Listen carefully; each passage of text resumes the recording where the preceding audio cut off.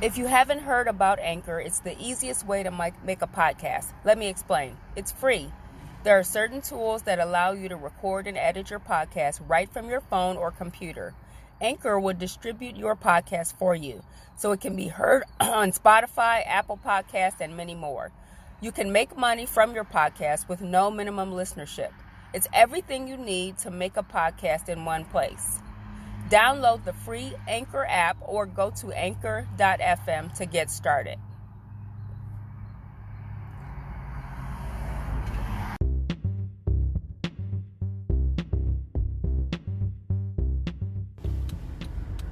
Hello and welcome to another episode of the Black Girl Happy Planner podcast.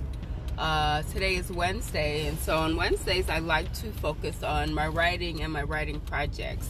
I know many of you out there are writers or bloggers or authors, and so I hope what I'm going to talk about today relates to you. So out in the writing world, there are so many different ways to put out what the world likes to call content and be a content creator. But being a content creator can also get stressful. And I'm on a quest to figure out how to make content less stressful for myself. So what I've been doing throughout the month of January is figuring out ways to create content without stressing out over making content, but also make it quality content. And so that's a fine balance to have to figure out. But I think I figured it out. I've always been a writer since high school, and I've always wanted to be, a journalist and a magazine writer. And so my goal with content, particularly blogging, is I'm not one of those that can blog every day or blog a whole article every day. I don't know how people are doing it, but that's not me, and I don't have time to do that. However, I didn't come up with, so let me backtrack.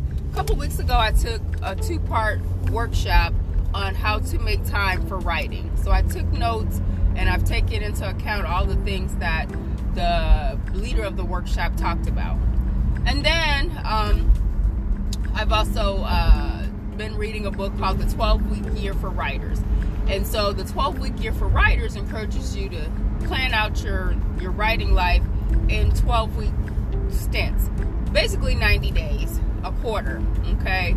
So that's what I've been doing and trying to do, working with a group called CJ and Write Collective. I'm in that group, and so we also operate on a 12-week year for writers, and so it's a good process. And once you get the hang of it and figure out what are the things you need to do in that 12-week period, then it can work. Now, someone like me likes to do all of the things all of the time, and so it's hard for someone like me to kind of narrow it down. But once you get the hang of it, you can narrow down and then niche down. Okay, like this is what I need to do. These are the steps I need to take. I also took a class about a year ago called Project Management for Writers, and it was on the Skillshare. Ooh, I can't talk today. It was on the Skillshare app, or there's also a website, and they have all kinds of classes and stuff. So Skillshare, about a year ago, I took a class again called the Project Management for Writers, and it's a great class, quick class that just kind of outlines, if you know how project management works, then you take a list of the things that need to be done for a project, then you break them down into subtasks. And so, like, if I know I need to do an outline for my book, break that down into smaller tasks. Like, how many days is it going to take for me to do this? What's the deadline? How am I going to outline? Do I have to do research? And all of that. Same thing with each part of your book cover, your marketing, all of that stuff. So I've been taking in all this information over the last couple of years or so. And then in the last month, like I said, January, I've been trying to focus on coming up with a plan to put out more content, but do it in a constructive and organized way that makes sense for myself and my life. So with the content, especially with blogging, because I want to blog more like a magazine writer, more like a journalist, and not necessarily trying to sell something, I have decided to blog a longer article once a month. So my plan, once a month blogging, and to take the previous month to do the research for the blog. Because my goal will be to publish, my blog post one day to a paid place, like a magazine or blog, a major blog or something like that, where I can actually be paid. So that is my plan and goal this year as far as blogging is concerned. Also, we have a lot of special theme months coming up. In particular, we have Black History Month coming up, we have Women's History Month coming up, and we have April, which is National Poetry Writing Month. And so, some of you know I'm a poet, and I plan to launch some new poetry starting in February and do 28 days of poetry. If you didn't know, February is the shortest month of the year, and so I've done the 28 days of poetry before, a couple years ago. It's been a while since I've done it, so I'm going to launch that again. And I have another podcast called the March 31 Poetry Podcast, and so I'll share that with you all on here on the show notes. Also, just to plug my new website or blog, if you will, it's called the Weekend Planner List. And so if you want to go there, you can sign up to follow my blog. You can also visit my Facebook group, the Weekend Planner List, and get updates there as well.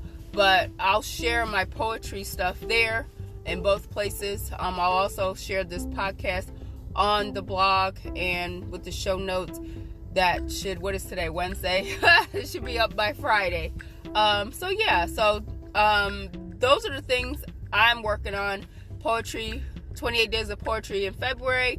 I'm going to do March poetry as well, and probably try to do a really good blog article for you all to partake in. And then April is the big poetry month, and so I'll definitely be producing some new poetry, as well as participating and publishing some new poetry book. Also in March, my 50th birthday is in March, and so my goal is to actually publish one of the books I've been working on called Launched, a memoir on the road to 50, and that is, my goal is to have that out by March for you to purchase. And then I'm also working on a book about memory keeping and like doing family archives and things like that. So those are two books I'm working on for my audience, and I hope you will support and appreciate that. And then let's see, what else am I working on? That's about it. Again, just trying to get my content more streamlined and make it easier for me, but also make it make sense for me. Like, what I had to come to terms with for myself was that the content I create is not to sell anything necessarily, but it's for information, and it's more magazine writing that I want to do versus selling things. A lot of bloggers, a lot of bloggers and experts, if you will, quote unquote, will tell you have to include all these SEO words and all these things in your blog post. And I'm like, I just want to write. I don't feel like I need to, do all of these things to fish for readers. Like, if people want to read my stuff, they're going to read it. And that's really pretty much it. And I think most writers in the history of writing who have been good writers could care less about the people who, are going to come to them based on something SEO related. So, yeah. And I am looking out the window right now. I'm sitting in the parking lot at school, getting ready to go in and teach. And there's a very dark cloud outside that's looking not so great. Like, I wish you could see it. So maybe I'll write about that. But, yeah, I think I'll write about that today. So, a side note. I digress. So, anywho, thank you for listening. Again, content has